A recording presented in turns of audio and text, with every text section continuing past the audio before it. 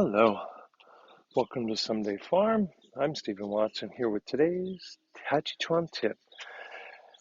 Please comment, please subscribe, please donate, please share, please find a place to do an online review like Yelp or Google.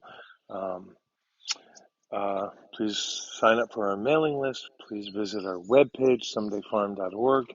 Our Patreon page is patreon.com/somedayfarm. Thank you.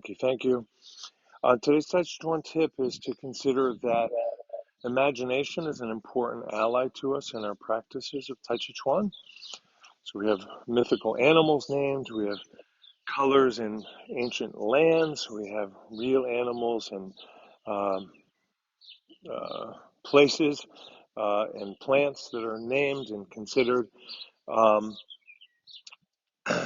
But if we have an unhealthy imagination, so extent or degree or frequency or belief, then we have really what we have that we call fantasy. We have something that's fantasy, not imagination. So perhaps they live on a spectrum.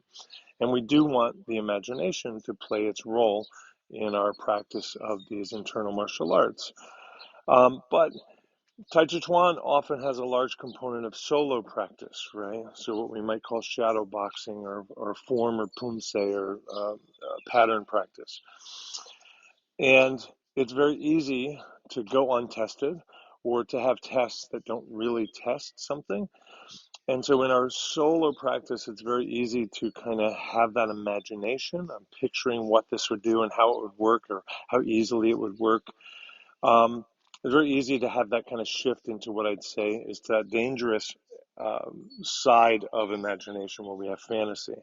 So the Tai Chi Chuan tip for today is to challenge that where you can. Challenge it often where you can. Right? That might be testing or developing tests. That might be reconsidering, but not living in a fantasy world, which can lead you into danger. Right? This is an art of self-defense in part, so I think that's really important.